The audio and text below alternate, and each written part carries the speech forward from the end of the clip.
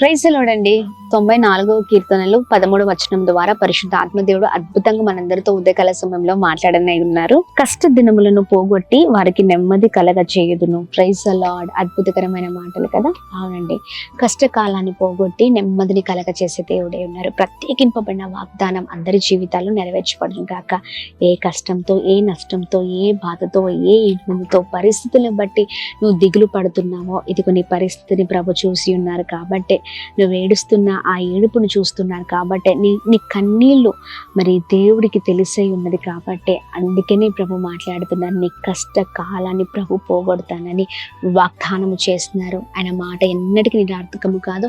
ఈ మాటల్ని పట్టుకొని ప్రార్థిద్దాం. నీతిగా బ్రతుకుతున్న ఇంత కష్టమా అన్నట్లుగా జీవితం ఉందా? ఎస్, ఎదిగోండి, అందరి జీవితాలు ఇలాగనే ఉన్నాయి కదా.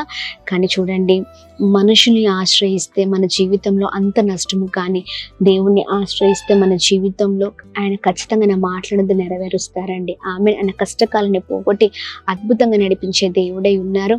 ఎస్, పడిపోయిన చోటే, లేకపోతే ఆగిపోయిన చోటే, లేకపోతే గుండె చెదిరిన పరిస్థితిలో ఉన్న పరిస్థితులన్నిట్లలో ప్రభు నిన్ను గొప్ప చేయబోతున్నారు. అన్నిటిని తొలగించి ఉన్నతమైన స్థితిలో ఉంచబోతున్నారు.